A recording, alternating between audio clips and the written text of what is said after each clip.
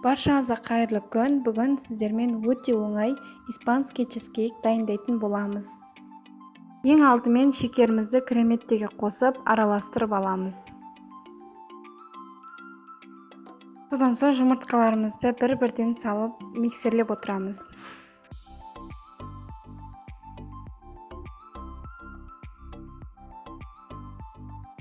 Сливкиімізді құйып, творожный массаға біріккенше араластырып аламыз.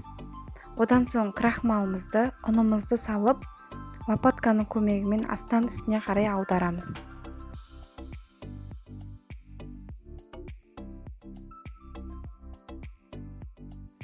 градуста 40-45 минут пісіріп аламыз. Чизкейкіміз пісіп шықты, формасынан шешіп, толықтай суытып ұсынатын боламыз. Сіздер де дайындап көріңіздер. Егер видео ұнаса, лайк басып, каналға тіркелуді ұмытпаңыз.